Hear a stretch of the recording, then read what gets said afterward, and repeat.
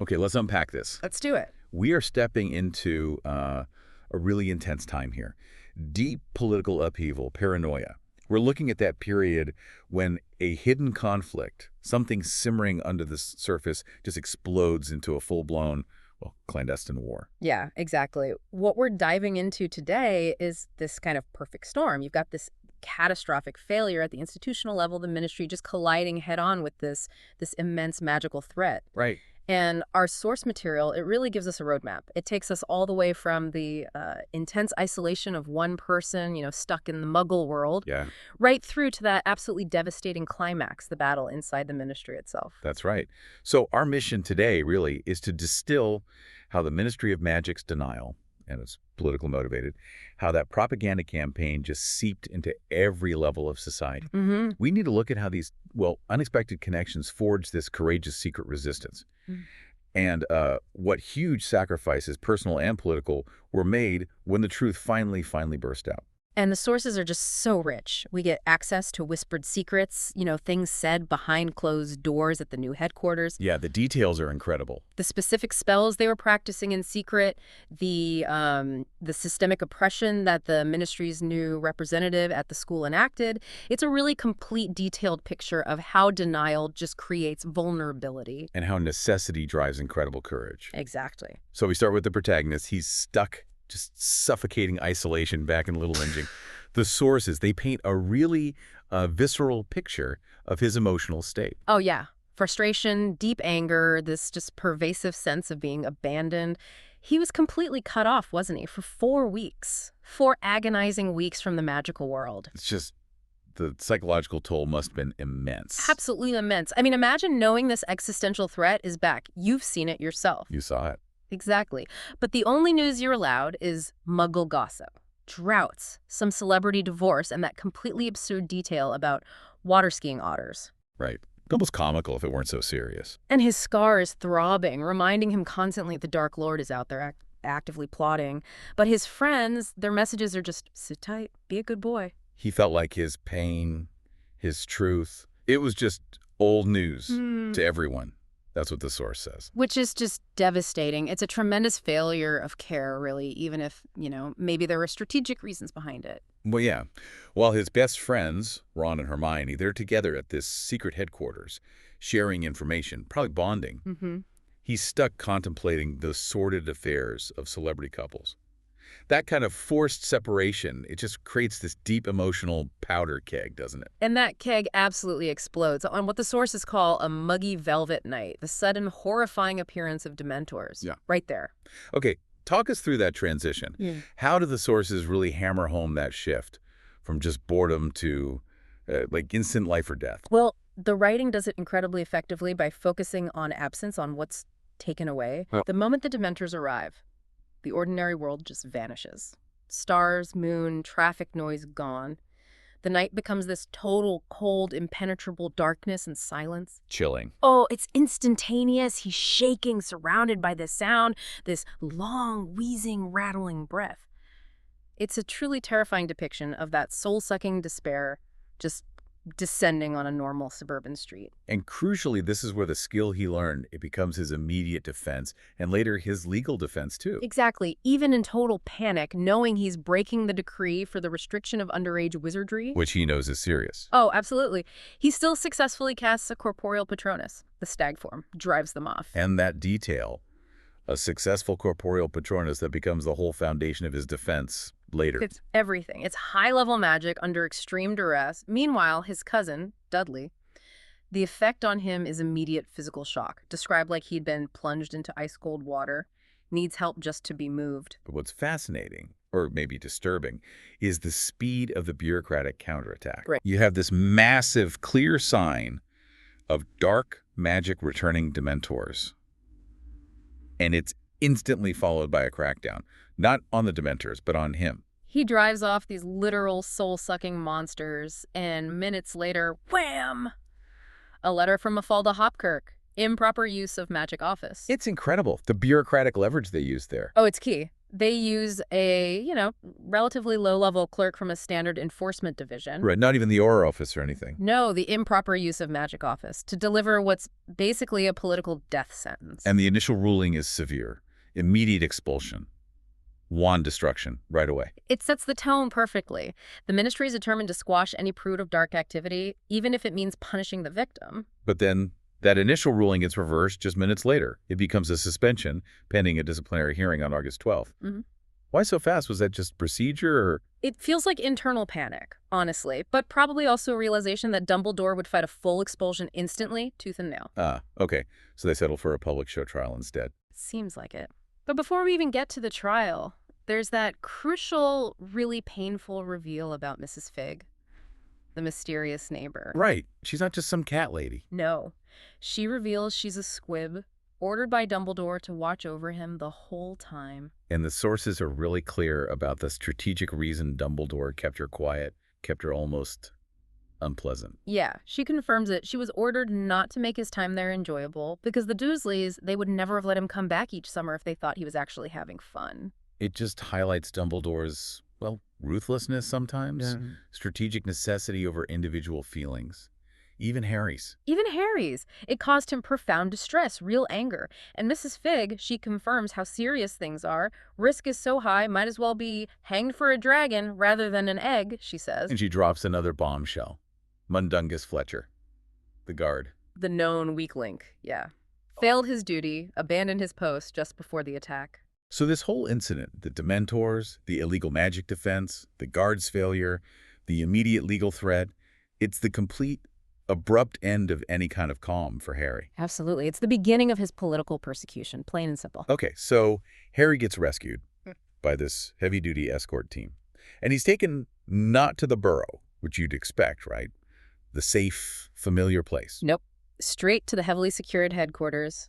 Grimold Place, number 12, a secret location. And the security level, the sheer, competence of the wizards assembled there, it immediately tells you how serious things have gotten. Oh, absolutely. The team itself is a statement. It's not just friends helping out. This is a coalition of capable professional wizards operating completely outside the ministry's control. We see Lupin, obviously. Emmeline Vance, described as stately, powerful Kingsley Shacklebolt. A tall black Auror, and notably, he bows respectfully to Harry, despite being an Auror, acknowledging Harry's experience. That says a lot. It shows their respect for his testimony, right? They believe him.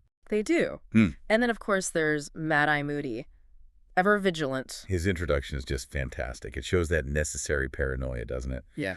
He asks Harry the form of his Patronus stag, just to confirm he's not a disguised Death Eater. Standard procedure for him, probably. But the detail I love, the one that really sticks out, is him removing his electric blue magical eye. Popping it out. And dropping it into a glass of water to ensure he has 360-degree vision on the return journey. It's brilliant. It just underscores the constant professional level threat assessment needed just to travel across London safely. We also meet Tonks in that group. Changes her hair to bubblegum pink on the spot. Reveals she's a metamorphmagus. Yeah. That ability, changing appearance at will, it's such a critical skill for deep cover work, for espionage, especially against an enemy that relies on secrets and disguise. Right. Essential for an Auror working against them. But the real battle, at this point anyway, isn't really against Voldemort directly yet. It's against the political sabotage coming from the top, from the government itself. Yeah, let's spend some time on that core conflict. Cornelius Fudge versus Albus Dumbledore. Seems so. Irrational from the outside. Fudge's denial, it's entirely rooted in political survival. And maybe personal insecurity. The sources are clear. Fudge genuinely believes Dumbledore is this ancient rival, politically ambitious, plotting to overthrow him, wants his job as Minister of Magic. So, accepting Voldemort is back? Yeah. That would mean admitting massive failure, massive vulnerability? Exactly. It would mean declaring war, basically. A huge upheaval the ministry hasn't faced in, nearly 14 years? It's terrifying for him, politically and personally. So, because the truth is scary and inconvenient, Fudge finds it, quote, far more comfortable to persuade himself that Dumbledore is lying. And that Harry is just Dumbledore's puppet, this foolish old man's pawn trying to stir up fear to seize control. It's pure projection, really. And this denial, it gets weaponized, doesn't it? Actively enforced through propaganda. Oh, absolutely. The Ministry leans heavily on the Daily Prophet, uses it to dismiss Voldemort's return as just rumor-mongering, hysteria cooked up by Dumbledore and his followers. Which creates this deeply fractured public perception. People don't know what to believe. Right. And what are the consequences of that, of this institutional denial? Well, they're frighteningly simple, aren't they? The public is left completely vulnerable. Totally exposed. If you don't believe Voldemort is back, you won't recognize the signs, you won't take precautions. This you an easy target for Death Eaters, especially using things like the Imperious Curse, which can be subtle. Exactly. They can operate without raising suspicion, and those who do know the truth, like Sirius Black. He's stuck, confined because there's a massive price on his head. 10,000 galleons. He can't go out campaigning publicly, even if he wanted to. He's neutralized. Meanwhile, the Order of the Phoenix is operating in the shadows, trying to counter Voldemort's plans, guided by Dumbledore's shrewd ideas. And the sources drop a really critical clue here about Voldemort's goal. He's not just gathering followers, he's pursuing a secret weapon, something he didn't have before. Right, through clandestine means, which suggests his plan is more specific than just general terror. Precisely. And this all makes Harry's disciplinary hearing intensely political, not really legal. They even changed the venue, down to the lower levels old courtrooms. That feels like theater. It is theater, designed to signal a predetermined outcome. Severe, archaic, far from a neutral setting. But then Dumbledore shows up. Surprise appearance, strategic, turns it from a political execution back into a legal defense. And Madame Bones, Amelia Bones, head of magical law enforcement, she becomes the anchor of judicial process here. Yeah, she really impresses, doesn't she? Her questioning is rigorous, fair. She confirms the Patronus was corporeal, a stag, confirms Harry cast it before, taught by Lupin. It highlights that difference, political theater versus actual judicial clarity. Fudge is desperately trying to stick to his narrative, insisting the Dementors are under control in Azkaban. Suggesting Harry made it all up, or was coached, just to make Dumbledore look good. But the law, as Madame Bones confirms, is clear. Underage wizards can use magic in life-threatening situations. Period. So the vote for acquittal actually succeeds. More than half the Bisingamot votes to clear the charges. It's a huge blow to Fudge, really. A momentary, grudging victory for truth over denial. Allows Harry to keep his wand, go back to Hogwarts. Where the fight is about to get much, much closer to home. So the moment Harry steps back into Hogwarts, that political war from the Ministry, it follows him right through the doors, literally walks the halls, in a very conspicuous shade of pink tweed. Dolores Umbridge. Yeah. She's not just a character, she's the physical embodiment, the bureaucratic manifestation of Ministry control and denial. Appointed by Fudge himself when Dumbledore couldn't find a defense against the dark arts teacher. And she arrives armed, not just with a wand, but with authority derived entirely from these new Ministry educational decrees, establishing herself immediately as the High Inquisitor. Sounds ominous. It is. Her curriculum is pure control, designed systematically to disarm the students, both literally and, intellectually. How so? She focuses only on theory, declares practical spellcasting not appropriate for your age group, and even potentially lethal. Which naturally leads to massive student frustration. Of course. It's a strategic move, though. If students never learn to defend themselves, they remain totally dependent on the Ministry. For safety, for truth, for everything. And you see the effects of the Ministry's propaganda almost immediately, right there in the student body. Yeah, the sources show it directly. Through characters like Seamus Finnegan, his mother believes the Daily Prophet, thinks Harry is a liar, and Dumbledore is just a foolish old man. It's that internal division the Sorting Hat just warned them about. Exactly. That's such a crucial link. The Hat gives this rare, desperate warning, urges the school to unite, because divided, seeking supremacy, they find enemies within. And that enemy isn't necessarily like hidden Death Eaters in the castle yet. It's the distrust sown by the Ministry. Pitting students against students, students against the truth. And that internal friction, that's what makes Harry finally snap during Umbridge's very first class. He breaks the silence, Shampost. Insists Cedric Diggory's death wasn't an accident, it was murder by Voldemort. And that's the moment he draws the full personalized force of the Ministry's wrath directly onto himself. Yep, leading to his first detention with her. And those detentions, they aren't just discipline, they are calculated, subtle, magical torture. Explain that. The quill. She uses this special black quill, forces him to write lines, "I must not tell lies, but there's no ink." So where do the words come from? The quill magically carves the words into the back of his own hand, drawing his blood over and over until the phrase is etched there, raw and bleeding, but visible. It's horrific. It's physically enforcing the Ministry's lie through pain, designed to break him, to silence him. It's an authoritarian hallmark, plain and simple. And this systemic pressure, it's also aimed squarely at the teaching staff. Umbridge immediately starts using her High Inquisitor authority to inspect and monitor teachers. Saying the Ministry wants a thorough understanding of the backgrounds of the teachers, which sounds innocent enough, but... But it's targeted. We see it specifically with Hagrid. He gets put on probation. And we find out why later, don't we? He'd been away on a secret mission for the Order. Exactly. To the giants up in the mountains with Madame Maxime. He comes back visibly injured, evidence of the risks he took for Dumbledore's cause. But Umbridge doesn't care about that. She forces him to teach safe, Ministry-approved, non-threatening creatures, like Porlocks, or distinguishing a Gnarl from a hedgehog. He's risking his job because he prioritized Dumbledore's secret work over Umbridge's bureaucratic inspection standards. And he has to keep quiet about the powerful creatures he actually knows, the ones that might be useful. It's all about control. And then there's that very public, very political spectacle involving Professor Trelawney. Oh, yeah. Umbridge tries to fire her, sacks her publicly right in the entrance hall in front of the students, leveraging her new authority. But Dumbledore steps in. He does. He can't stop the sacking itself under the new decree, but he confirms his own deep control over the castle's core functions. He insists Trelawney can stay living in the castle, undermining Umbridge's attempt to completely remove her. and then immediately appoints Ferenz, the centaur, as the new divination teacher, installs him in a ground-floor classroom because stairs are difficult for him. It's brilliant. He essentially neutralizes Umbridge's power play while still bringing in a new, potentially powerful ally. It's like this subtle chess match playing out right in front of everyone. Absolutely. Dumbledore fighting back within the rules, but twisting them. So Umbridge's curriculum is a disaster. Theory only. No practical defense. What's the logical next step for the students? Resistance. It has to be. And that's the birth of Dumbledore's army, the DA. It really proves that old saying, doesn't it? Necessity is the mother of invention.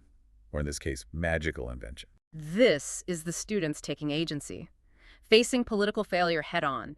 They organize specifically for practical training, defensive spells. Led by Harry. Yeah. Because he's the only one there who's actually faced Voldemort and survived multiple times. His experience is invaluable, and the response shows just how widespread the frustration with Umbridge is.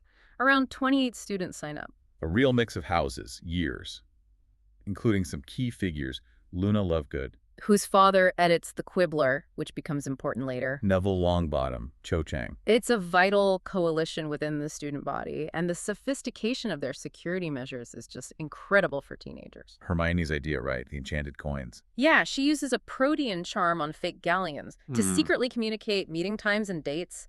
One coin changes, they all change. Okay, let's pause there. A protean charm. How difficult is that? The sources are specific. It's NEWT level magic. Nastily exhausting wizarding test level. Stuff usually reserved for advanced students aiming for professional careers or actual professionals. So a fifth-year student pulling that off. It highlights two massive things. One, Hermione's just phenomenal magical and intellectual ability. Off the charts. Right. And two, the profound necessity driving this resistance. They're operating at a professional level of secrecy because the government, in the form of Umbridge, is actively hunting them. Wow. And their meeting place is equally ingenious. Dobby the house elf suggests it. He does, the room of requirement, or the room of hidden things. Describe that. How does it work? It's fascinating. The room only appears when someone has a real need for it, and it provides whatever the seeker requires. So if Filch needs cleaning supplies, it appears full of mops. Exactly. Or if Winky the house elf needed an antidote for too much butterbeer, apparently. And in this case, for the DA, it provides a massive, hidden, fully equipped training space, with cushions for stunning practice, bookshelves full of defense texts, everything they need. It's like the perfect metaphorical sanctuary, isn't it? A hidden layer of protection right inside the school, only accessible to those with real, focused intention. And the fact that Dumbledore casually mentioned knowing about the room earlier in the year, it suggests he was aware of its potential. Another subtle countermeasure against the Ministry's invasion, perhaps. Very possibly. But the Ministry's war against the Order, it isn't just contained within Hogwarts, is it? We see the really painful personal fallout of Fudge's denial within the Weasley family itself. Oh, Percy. Yeah. That's tough to read. Percy gets promoted, works directly in Fudge's office now, and he just fully commits to the propaganda, buys into it completely. Sends letters home criticizing his own father for associating with Dumbledore. Yeah. Calls the Order members a dangerous crowd. He effectively chooses the system, the ministry line, over his own family, over the truth. And in a letter to Ron, he drops a specific chilling detail. He mentions that an Order member, Sturgis Podmore, was arrested, attempted burglary at the ministry. And that detail, it makes it clear. The ministry isn't just using propaganda. They're using arrests, legal leverage, professional ruin to try and neutralize Order members. Keep them quiet. Keep them contained. Likely connected to that weapon Voldemort's after in the Department of Mysteries. Meanwhile, the media war just escalates. Harry finally breaks his silence publicly, gives that interview to Rita Skeeter. But not for the Daily Prophet. For the Quibbler, Luna Lovegood's father's magazine. The Outsider publication. Detailing Voldemort's return, Cedric's murder. The truth, unvarnished. And Umbridge's response is predictably immediate and draconian. She bans the magazine, bans Harry from Hogsmeade weekend trips. Gives him another week of those agonizing detentions with the quill. And confirms he's been placed under Educational Decree number 25, further restricting his freedoms and academic standing. It just proves her authority isn't about education at all. It's purely about controlling information and punishing dissent. But amidst all this friction, this tension, we get this moment of just pure, rebellious, joyful defiance. The Weasley twins exit. Oh, Fred and George, yeah. They finally decide their future lies outside the world of academic achievement. They realize their joke shop, Weasley's Wizard Wheezes, that's their true path. They've even got the funding now from Harry's Triwizard winnings. And their departure isn't quiet, it's iconic. Totally. They use the summoning charm, Accio, to call their brooms, one of which Umbridge had actually chained to the wall. As a symbol of her control over them. Exactly. They break it free, zoom out of the castle, but not before leaving behind a parting gift. The swamp. A massive, intractable, magically unremovable swamp right there on the 5th floor corridor. It's a symbolic middle finger to Umbridge, to the Ministry, to the whole attempt to control imagination and freedom. It absolutely is. An act of glorious academic rebellion that just resonates through the whole school. Boosts morale when it's desperately needed. Okay, so as the year races towards its end, the political conflict becomes deeply physically personal for Harry. That scar connection to Voldemort, it strengthens, doesn't it? Intensifies dramatically. The visions become terrifyingly frequent and real. He's not just sensing Voldemort's emotions anymore. He's experiencing things through Voldemort. The most shocking example being that attack on Mr. Weasley. Yeah, seeing Arthur Weasley attacked by Nagini, the giant snake, down in the Ministry, but not just seeing it, feeling himself be the snake, feeling its power, its cold intent, the slithering motion. That kind of physical, psychological connection. Yeah. That's precisely what Dumbledore's been fearing. It's his worst nightmare regarding that connection. Which leads us to Dumbledore's very secretive approach here. He still doesn't just explain the connection, does he? No. Instead, Snape is assigned to teach Harry Occlumency, that mental defense against intrusion, because the connection is just too dangerous. But the sources make it clear Dumbledore is deliberately holding back key information. Trying to protect Harry from the burden of the prophecy will get back to that central theme. But the Occlumency lessons themselves are a complete disaster. An utter failure.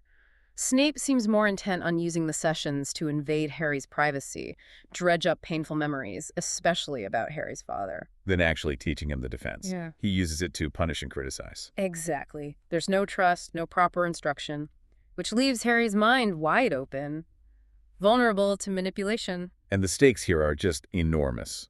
We start to realize the depth of Voldemort's plan during that visit to St. Mungo's, the wizarding hospital. Right, when they visit Mr. Weasley, who's recovering on the 1st floor, Di Llewellyn ward, they overhear things, see things, particularly about Bode. The mystery man. An unspeakable worked in the Department of Mysteries, recovering from some kind of incident there. Bode's existence and his subsequent murder, strangled by Devil's Snare, smuggled into the hospital. That's a crucial clue. It happens shortly after that mass breakout from Azkaban. Including Bellatrix Lestrange. Infamous Death Eater, tortured Neville's parents, Frank and Alice Longbottom, into insanity. Yeah. That breakout connects directly to the Ministry's secret section, the Department of Mysteries. It indicates Voldemort is actively maneuvering, using his freed followers, to get his hands on that weapon stored there. And the centerpiece of that weapon, the reason for all the secrecy, all the conflict, Dumbledore finally reveals it. It's a prophecy. Yes. A prophecy made years ago by Sybil Trelawney to Albus Dumbledore himself. That's the SPT to APWBD on the label of the sphere in the Ministry. Exactly. And the content. It centers on a boy, born at the end of July, to parents who had thrice defied Voldemort. And this is the critical, painful twist that just redefines everything we thought we knew. The prophecy could have applied to 2 boys. 2 boys born at the end of July whose parents fit the description: Harry Potter and Neville Longbottom. Wow, that changes everything. Completely. Voldemort heard only the first part of the prophecy relayed by Snape back when he was still a Death Eater. And based on that incomplete information, Voldemort chose to attack Harry.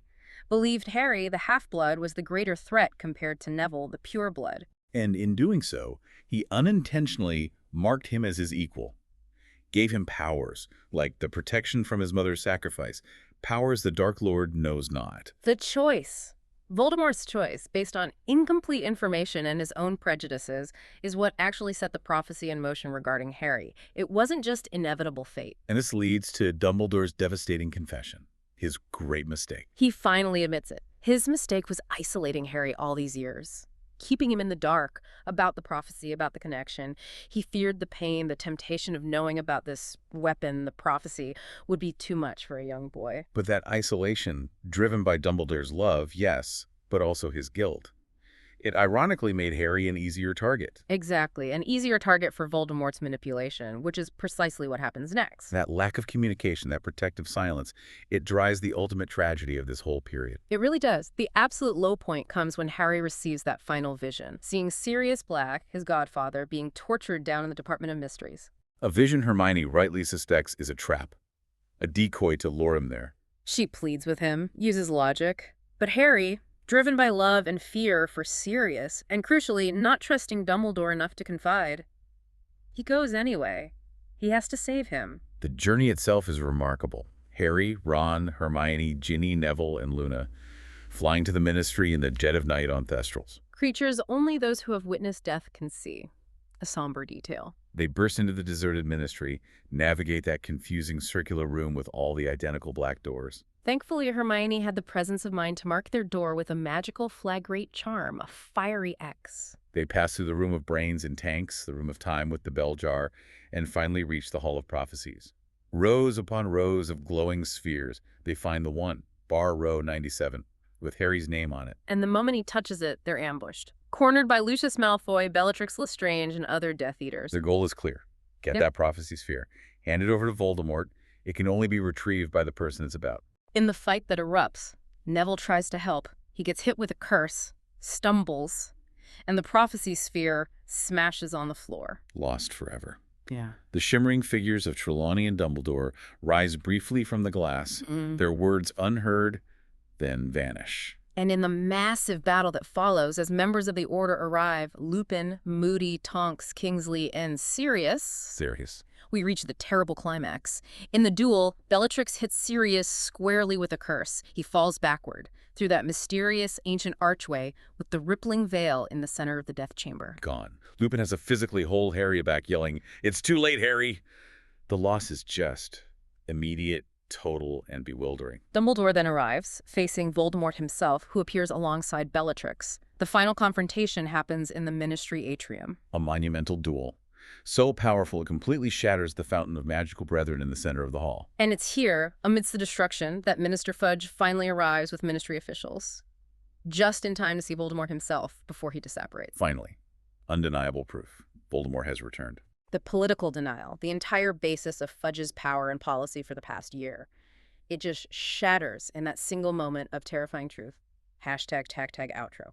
So we've traced this whole arc, from intense isolation and calculated government denial, through the systemic oppression Umbridge brought into the school, right up to the climax of a secret war fought by incredibly courageous teenagers and dedicated adults. Yeah, the political climate really defined everything that year, didn't it? It forced learning underground with the DA. It isolated anyone who dared speak the truth. And the DA was such a necessary, pragmatic response to Umbridge's purely political curriculum. Absolutely. And their ability to use advanced magic, like Hermione's NWT-level protean charm, their sophisticated secrecy, it proved that practical skill and unified purpose could actually overcome state propaganda, within their own sphere at least. But the cost of this resistance, and maybe the cost of Dumbledore's strategy of isolation, it was just immense. Devastating. Harry's left grappling with the agonizing death of his godfather, Sirius.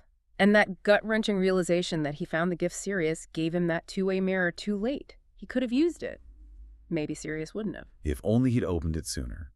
And Dumbledore, facing Harry's totally justifiable fury, he finally admits his great mistake. Yeah, isolating Harry out of fear. Fear that the pain, the responsibility of knowing about the prophecy would be too much. But that isolation, driven by Dumbledore's love and guilt, as you said, ironically made Harry the perfect target for Voldemort's decoy vision. The fear intended to protect him ended up costing him, and Sirius, everything. Which brings us to a final, really provocative thought, looping back to the prophecy itself, destiny versus choice. What does it truly mean that the prophecy could have applied to Neville Longbottom? Right. Voldemort chose Harry, based on incomplete information, based on his own biases about blood status, and that choice, not some immutable fate, is what defined Harry as his equal, as his nemesis. The prophecy was fulfilled because Voldemort acted upon it. It gives agency back, in a way. And then there's the other lingering mystery. That veil, the archway Sirius fell through. Luna Lovegood, who, perceives things others don't. She believes she can hear voices whispering from behind it. And nearly headless Nick, the Gryffindor ghost, makes that comment earlier. Not everyone can come back as a ghost. Only wizards. So does that leave the deeply unsettling possibility that Sirius, a wizard who fell through that specific ancient magical structure, might he have returned? As a ghost, perhaps.